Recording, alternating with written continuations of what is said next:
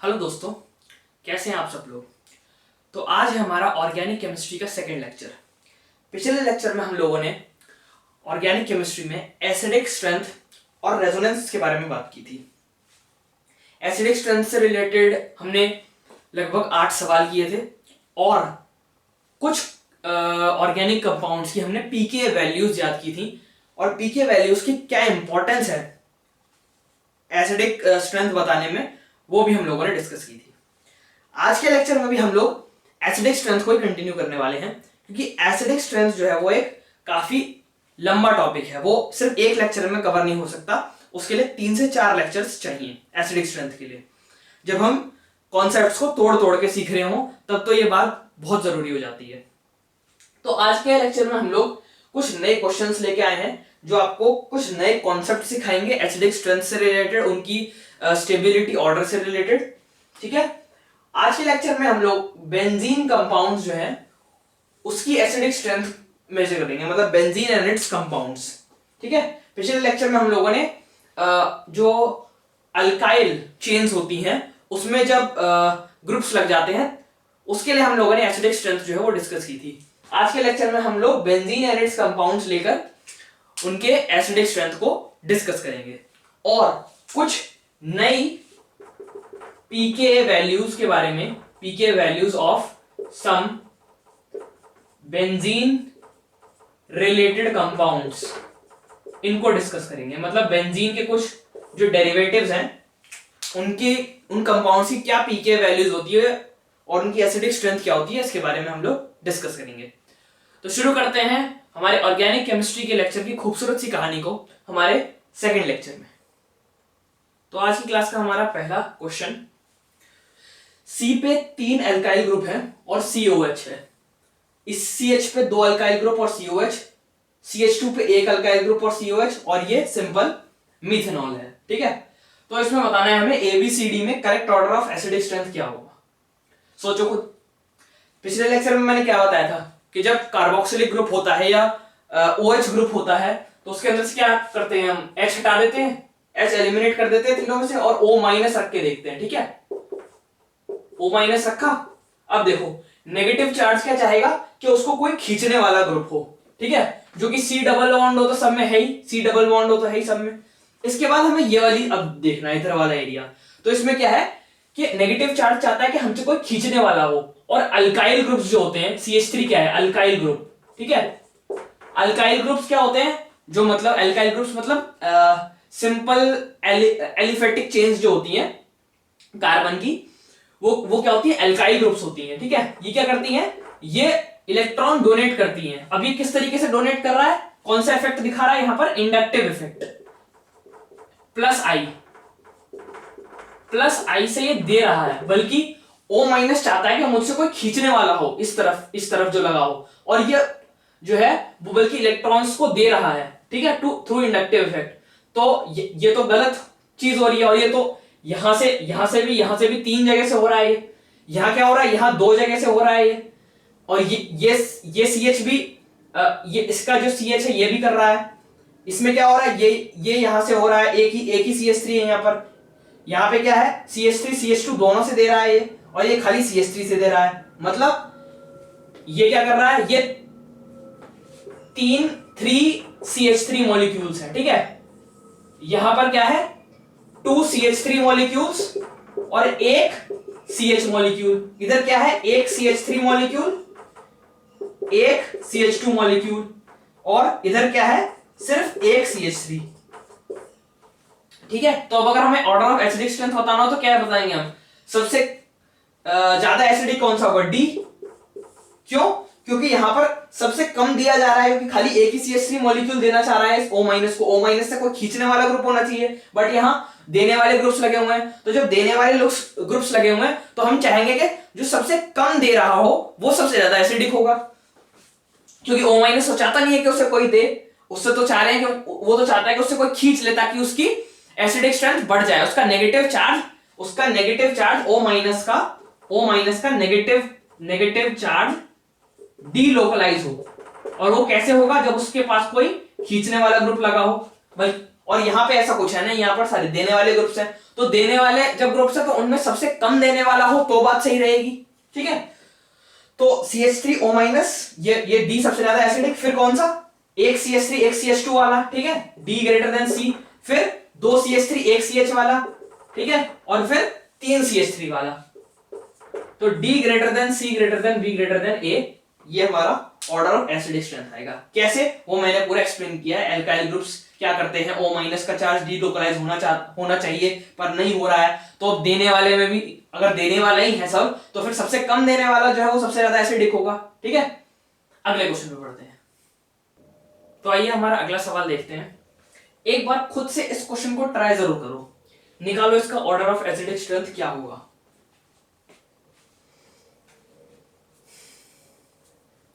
कर लिया ट्राई। अब देखो, अगर मैं यहां से CHF3 है, ये CHFF, ठीक है, अगर मैं यहां से H हटा देता हूं तो क्या होगा, ये C माइनस FFF, ठीक है। फ्लोरीन क्या करता है, अगर हम पीरियोडिक टेबल देखें तो फ्लोरीन एक इलेक्ट्रोनेगेटिव एलिमेंट है, और फ्लोरीन, क्लोरीन, ब्रोमीन, आयोडीन में सबसे ज्यादा इलेक्ट्रोनेगेटिव कौन सा है, फ्लोरीन ही है, ठीक है। तो फ्लोरीन खींचेगा, और I माइनस मैंने बताया था अभी पिछले क्वेश्चन में भी कि I माइनस चाहता ही है, मतलब माइनस जो चार्ज होता है वो चाहता ही होता है कि उससे उसको कोई खींचने वाला हो ताकि वो डीलोकलाइज हो सके। तो फ्लोरीन जब खींचेगा, ऐसे ही क्लोरीन खींचेगा, ब्रोमीन खींचेगा, आयोडीन खींचेगा, ठीक है। ये सारे हैलोजेंस है, हैलोजेंस जो होते हैं वो इलेक्ट्रोनेगेटिव ग्रुप्स होते हैं। तो सबसे ज्यादा कौन खींचेगा, फ्लोरीन, क्योंकि हम जानते हैं इलेक्ट्रोनेगेटिविटी सबसे ज्यादा होती है फ्लोरीन की। तो इसका एसिडिक स्ट्रेंथ का ऑर्डर होना चाहिए था A greater then B greater than C greater than D, but यही यहां पर एक फ्लॉ है, ठीक है, ये नहीं होता है। आंसर होता है B greater than A greater than C greater than D। Why so, ऐसा क्यों, क्योंकि जो C और F के बीच में 2p पाई ओवरलैप है, ठीक है, और इस ओवरलैप से ज्यादा अच्छा जो CHCl3 है, ठीक है, कार्बन क्या है 2p पाई और क्लोरीन क्या है 3d पाई। तो ये जो 2p पाई 3d पाई ओवरलैपिंग है ना, ये ज्यादा बेटर होती है एज कंपेयर टू p पाई से, 2p पाई से, ठीक है। तो इस वजह से इसको ऑर्डर ऑफ एसिडिक स्ट्रेंथ जो है सिर्फ A और B में पलट जाएगा, यानी ऑर्डर ऑफ एसिडिक स्ट्रेंथ क्या होगा, B greater than A greater than C greater than D, ठीक है। समझ में आया ओवरलैपिंग का किस्सा, कि होना चाहिए A greater then B greater than C greater than D, लेकिन क्या होता है A और B के अंदर ये CHCl3 CHF3 से इसलिए जीत जाता है ऑर्डर ऑफ एसिडिक स्ट्रेंथ में, क्योंकि इसके पास 2p पाई 3d पाई ओवरलैप है और इसके पास 2p पाई ओवरलैप है। अरे देखो, इलेक्ट्रॉन्स के जो खींचेगा तो वो 3d ऑर्बिटल में ज्यादा अच्छे से अकोमोडेट हो पाएंगे as compare to p orbital. इस वजह से CHCl3 is more acidic than CHF3, thus the correct order is B greater than A greater than C greater than D, ठीक है। अगले क्वेश्चन पे बढ़ते हैं। तो आगे सवालों पे जाने से पहले एक नए कॉन्सेप्ट की ओर बढ़ते हैं, बेंजीन रिलेटेड कंपाउंड्स और अल्काइल कंपाउंड्स के बारे में देखते हैं। ये क्या है, ये है फिनॉल, ये क्या है एसिटिक एसिड, ठीक है। ये कोई R जो है अल्काइल ग्रुप है, और ये है एल्कोहल, ठीक है, और ये है वाटर। अगर इन चारों के बीच में तुम्हें एसिडिक स्ट्रेंथ का ऑर्डर बताना हो तो किसका होगा, ज्यादातर ये लोग बोलेंगे, अगर मैं इसको A मान लूं, इसको B मान लूं, इसको C कहूं और इसको D, तो लोग कहेंगे कि A greater then B greater than C greater than D, ठीक है। क्यों, क्योंकि फिनॉल जो है उसके अंदर 3 रेजोनेटिंग स्ट्रक्चर्स हैं, ये, ठीक है। फिनॉल के रेजोनेटिंग स्ट्रक्चर्स हमने डिस्कस किए थे ना पहली क्लास में। एसिटिक एसिड के अंदर क्या होगा, अगर ये H चला गया और ये O माइनस रह गया तो एक ही रेजोनेटिंग स्ट्रक्चर बनेगा इसका, और ROH के अंदर कोई रेजोनेटिंग स्ट्रक्चर नहीं बन रहा, बट हम जानते हैं कि अल्कोहल जो होगा वो ज्यादा एसिडिक होगा वाटर से, ठीक है। तो लोग ये वाला ऑर्डर बताएंगे, बल्कि ये गलत है।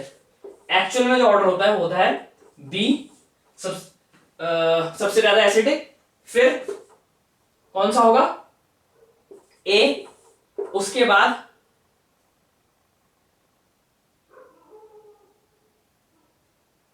D, ठीक है। उसके बाद डी और उसके बाद सी, ठीक है। अनटिल एंड अनलेस ये मिथाइल अल्कोहल ना हो। एक्सेप्शन जो है वो है मिथाइल अल्कोहल। मिथाइल अल्कोहल जो है वो ज्यादा एसिडिक होता है एज कंपेयर टू वाटर। बाकी उसके अलावा जितने भी अल्कोहल्स होते हैं वो कम एसिडिक होते हैं एज कंपेयर टू वाटर, ठीक है। तो ये ऑर्डर होगा। इसका पीके कितना होता है 4.74, अप्रोक्सीमेटली इक्वल टू 4.8। कई बुक्स में लिखा होता है एसिटिक एसिड का पीके। फिनॉल का कितना होता है 9.9 which can be approximately considered as 10, ठीक है। और अल्कोहल का कितना होता है मोर देन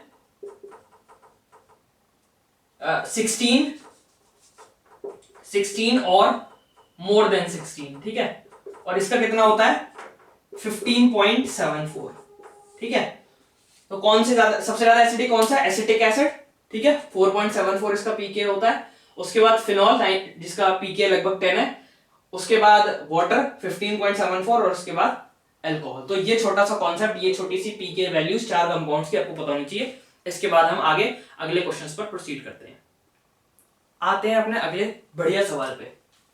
अब ये देखो, ये है फिनॉल, ये है फिनॉल, ये है ऑर्थो नाइट्रोफिनॉल, ठीक है। ऑर्थो कैसे, अब देखो ऑर्थो मेटा पैरा की डेफिनेशन समझ लेना। जो मेन ग्रुप लगा होता है बेंजीन पर, जैसे कि फिनॉल, ये बेंजीन के ऊपर OH जो है वो मेन ग्रुप है, ठीक है। उससे डिसाइड होती है ऑर्थो मेटा और पैरा पोजीशन, ठीक है। तो इस ग्रुप के लिए ऑर्थो पोजीशन क्या है, ये, ठीक है। पैरा कौन सी पोजीशन है, ये। और मेटा कौन सी पोजीशन है, ये वाली, ये दो जो ये वाली है, ये मेटा पोजीशंस है, ठीक है। ये मेटा और ये भी मेटा है, ठीक है। ये पैरा और ये दोनों जो अगल बगल में, ये ऑर्थो। जो ग्रुप होता है ना वो डिसाइड करता है।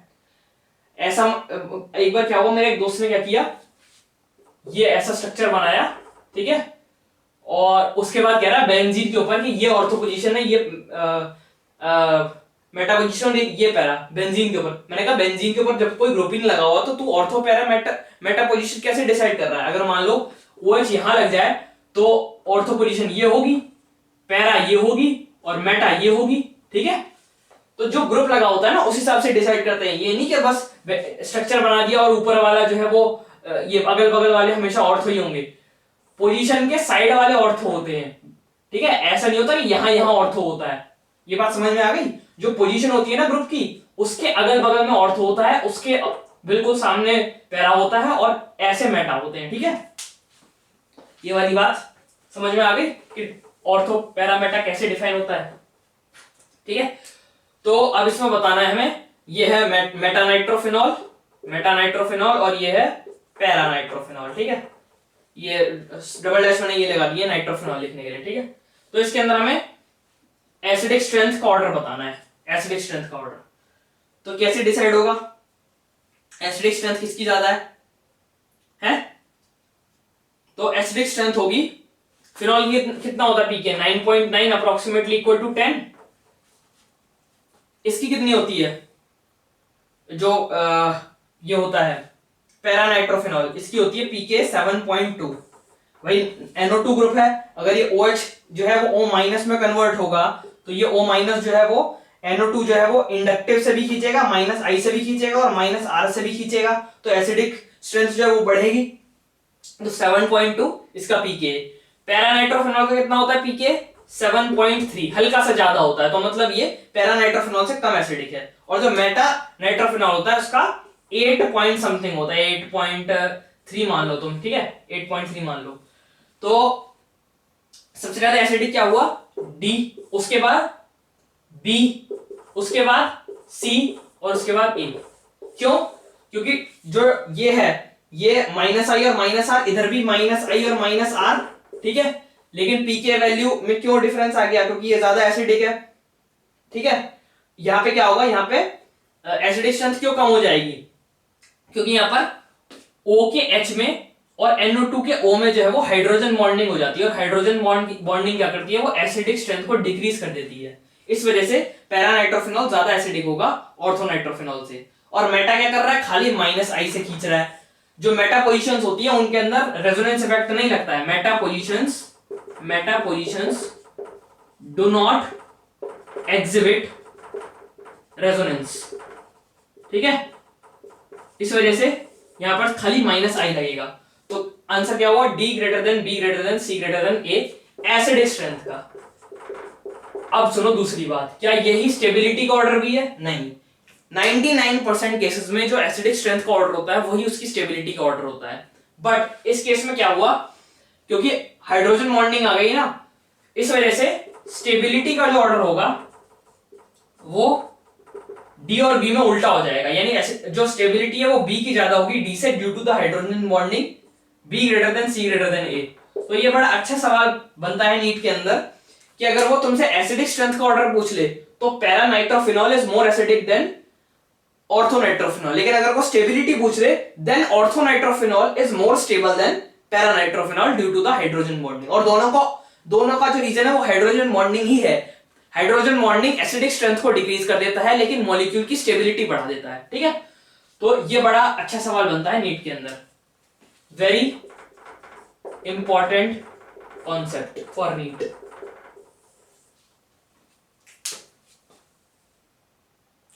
तो ये रहा अपना अगला सिंपल सा सवाल। तुम्हें एक कॉन्सेप्ट जो कि इंडक्टिव इफेक्ट है, अगर वो पता है तो ये क्वेश्चन 2 सेकंड में हिला दोगे।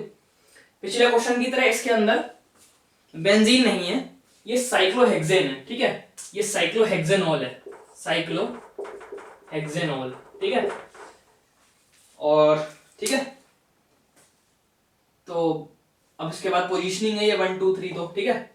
तो क्या होगा इसमें एसिडिक स्ट्रेंथ का ऑर्डर, सबसे ज्यादा एसिडिक कौन सा होगा?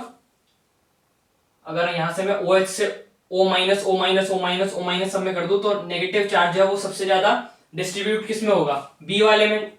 क्यों? क्योंकि NO2 सबसे पास लगा हुआ है, फिर सी वाले में, फिर डी वाले में और फिर ए में, क्योंकि ए में तो लगा ही नहीं हुआ, ठीक है। इसमें क्यों नहीं हुआ वो बेंजीन वाला? अरे अभी बेंजीन थोड़ी ना साइक्लोहेक्सेनॉल है ना, तो इसके अंदर कोई ऑर्थोमेटा पैरा थोड़ी ना देखा जाएगा, इसके अंदर तो खाली इंडक्टिव इफेक्ट देखा जाएगा। तो इंडक्टिव इफेक्ट क्या होता है? पास और दूर का खेल होता है, ठीक है। तो ये पास है, पास में NO2 O माइनस के, जब ये H हटेगा तो ये O माइनस होगा, तो O माइनस जो है वो सबसे ज्यादा खींचा किस में जाएगा? सबसे ज्यादा डीलोकलाइज डिस्पर्स किस में होगा?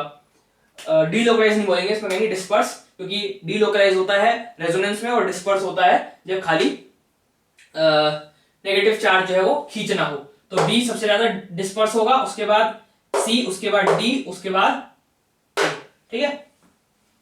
ये रहा एसिडिक स्ट्रेंथ का ऑर्डर, एसिडिक स्ट्रेंथ का ऑर्डर। बढ़ते अपने अगले और आखिरी सवाल पर। तो हमारा आखिरी सवाल आज के लेक्चर का, बेंजीन पे COH, ये कौन सा कंपाउंड है? बेंजोइक एसिड, ठीक है। इस बेंजोइक एसिड के पैरा पोजीशन पर CH3 लग गया, ये पैरानाइट्रोफिनॉल और ये फिनॉल, ठीक है। क्या होगा इसका एसिडिक स्ट्रेंथ का order? Acidic strength order,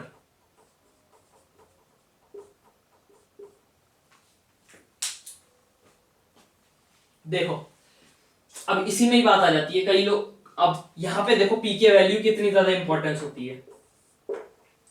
benzoic acid का पीके 4.2 होता है, ठीक है, और पैरानाइट्रोफिनॉल का मैंने कितने बताया था? 7.2। अब ये अगर पैरा पोजीशन पे CH3 लग जाएगा तो ये CH3 इसको देगा, क्योंकि ये अल्काइल ग्रुप है, इलेक्ट्रॉन्स देगा, और COH चाहता है, यानी ये H जब हटेगा और माइनस जब लगेगा तो माइनस चाहता है कि उसको उसके नेगेटिव चार्ज को डिस्पर्स या डीलोकलाइज करे, जो कि CH3 तो नहीं करेगा।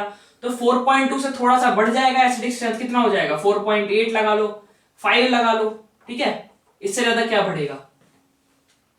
तब भी तो ये जो बेंजोइक एसिड पे जो पैरा पोजीशन पे CH3 है, ये पैरानाइट्रोफिनॉल से तो तब भी एसिडिक ही रहेगा, और फिनॉल का हम जानते हैं 10 pK। तो अगर हम एसिडिक स्ट्रेंथ का ऑर्डर देखें इसमें, तो सबसे ज्यादा कौन सा एसिडिक है? A बेंजोइक एसिड, उससे ज्यादा B, इसके पैरा पोजीशन पे CH3 लगा हुआ, उसके बाद C और उसके बाद D, ठीक है। और हम क्या जान रहे हैं? एक और चीज जान रहे हैं हम पीके वैल्यू से, कि बेंजोइक एसिड मोर एसिडिक होता है एसिटिक एसिड से, क्योंकि एसिटिक एसिड का पीके कितना है 4.8 और इसका कितना है 4.2। ये भी एक जानने वाली बात है जो कि मैंने बताई है, ठीक है।